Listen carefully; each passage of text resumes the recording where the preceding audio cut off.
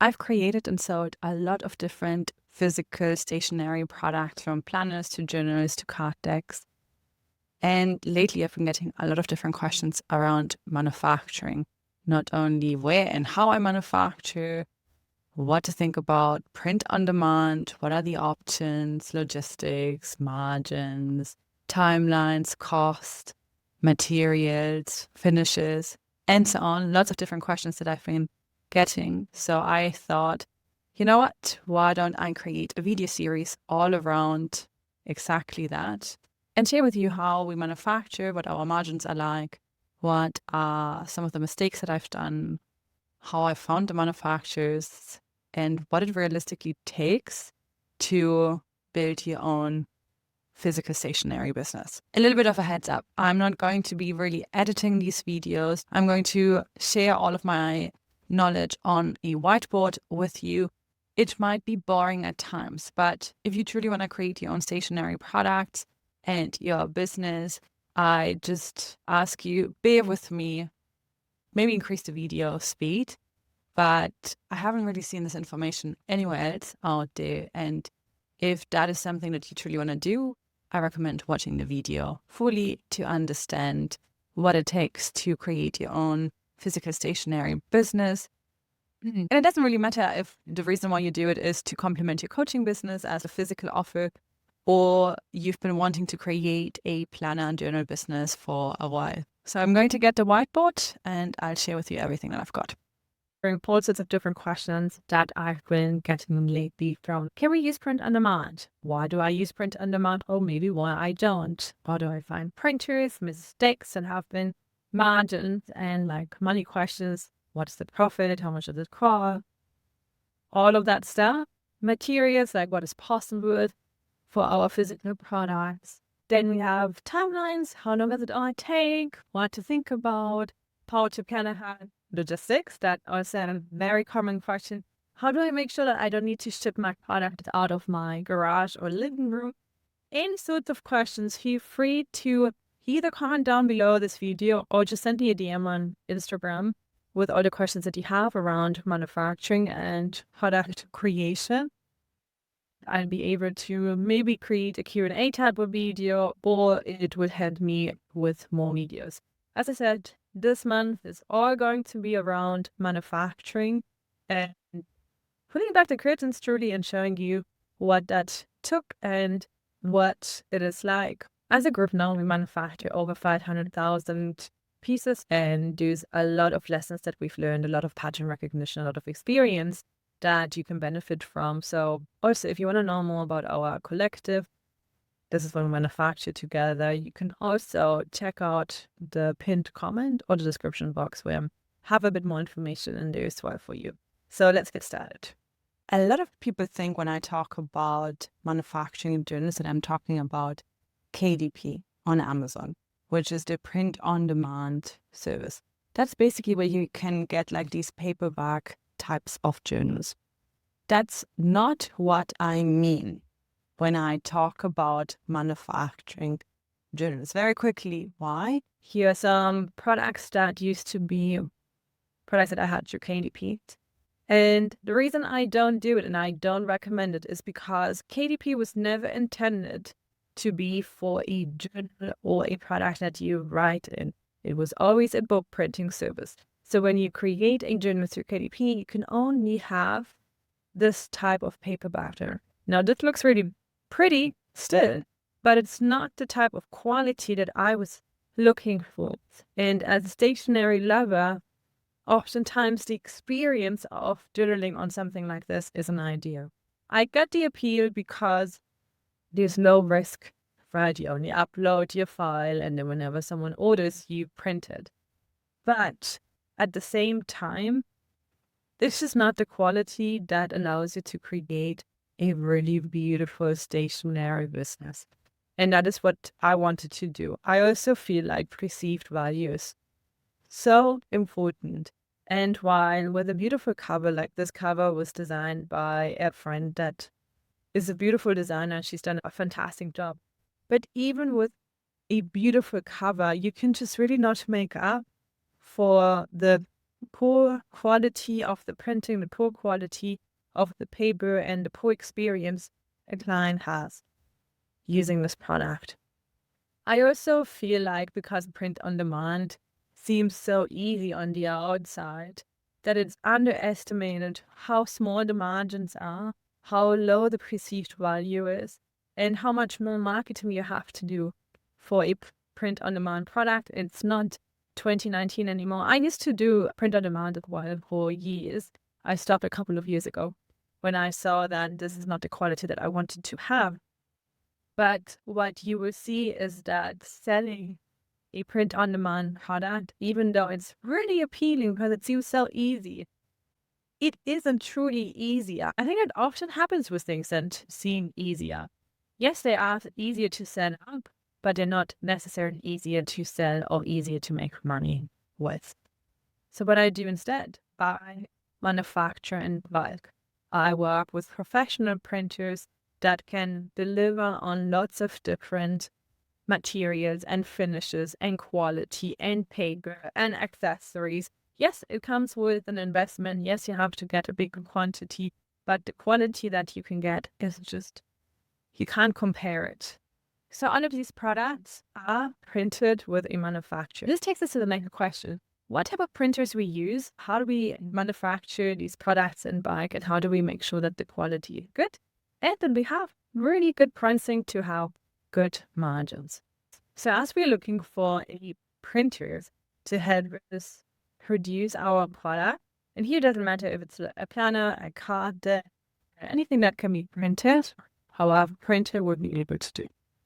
Now here, a lot of the questions that I get and a lot of the mistakes that I see is that people go for online printers.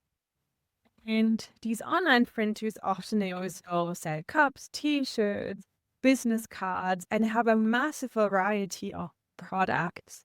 And they often have very small selection of journals and planners that they offer. And what happens here is that many of these online printers are not specialized in journals or planners or even card decks. And we do not want to work with them. We don't want to work with a company that specializes in merch. Not the right company to work with. We also don't want to work with copy shops, of course, or like small printing companies. They will not be able to give you the quality that you need. And on top of that, they're going to be more expensive, it's the irony behind it. We need to find specialists. Now, this is what I'm going to be talking about specifically here today. I'm going to be talking about manufacturing in bulk. And what do I mean in bulk? You usually don't order print on demand because for these types of finishes, it's very hard to fit print on demand. And if you find something like this print on demand, the cost per piece can be easily $50 or higher, making it really not make any sense other than just to experiment with 1-2 copies. But we are doing this to make a profit as well and to build a business, so it's not an option. Printing in bulk means that you have an MOQ, and MOQ basically is a minimum order quantity that a manufacturer is willing to work on. Otherwise, it's not worthwhile for them to set up the machines and do all of the work. Now, bulk manufacturing can only be done with a specialized factory. So it needs to be very specialized. I find a lot of people go to printers online and they look for these, merge printers that print cups, that print lots of different like business cards and things like that.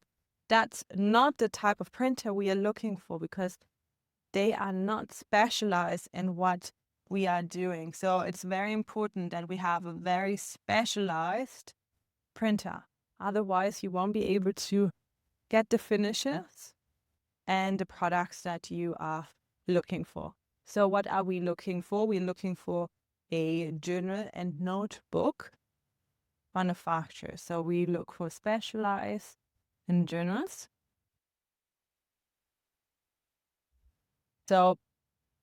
Where do we find our specialized manufacturers that focus on journals and notebooks? Maybe also card decks or games. That's the ones that we want to be focusing on. And where we can find them, there are different places where we can usually find them. A really good, reliable place is to go to a trade show, especially like a stationary trade show. They tend to go there. So trade shows, that's where we want to go.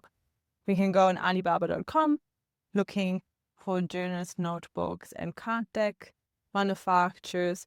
What is really important, what I always look at, that they are specialized. If I see they create cups and tons of different other products, t-shirts and so on, I know they are not specialized enough. Why is that important to us? Like, why am I so particular about them being specialized? Because to create a really high quality journal and something that is really good requires a lot of different machines. We visited quite a few different factories over the years, and you'll be surprised how many steps are required to get a beautiful journal created like this, and how many machines there are, from paper sorting machines through for the covers, the end pages, for the accessories. These are all separate machines that can be quite big, that only do one step of the creation, right? If it's the spiral, they only put in the spiral, for example, or they only punch the holes for the covers, or they only glue the covers to the journal. Like, there's so many individual steps to create a beautiful journal.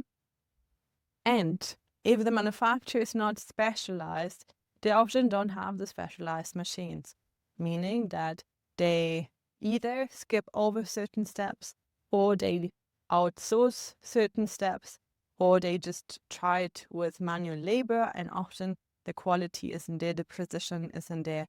And I think we all know, now when it comes to our products, we know that the details matter. How the product looks and feels like matter. If it looks or feels cheap, it is not going to have the desired effect for our business, and we want to be selling something that does its part. So this is why that is so important. And honestly, this is also why finding a good manufacturer isn't that straightforward or that easy. I spent a lot of different years looking for manufacturers, and even though I was looking for specialized manufacturers, I still had a lot of issues because it's not always that easy to figure out the spectrum of experience and quality. I didn't know what questions to ask. I didn't know how to verify if they're good or not. Because sometimes, even if you look through the reviews, or if you look at the photos that they share, it's very hard to tell. Not only because the photos often are not even their own, but also because a photo does not really tell you what the quality or their way of working is. So what I've learned over time is that a higher quality manufacturer has other machines than a lower quality manufacturer. So I started to understand that I need to ask for different printing machines. So I always ask what printing machines they have and how many they have.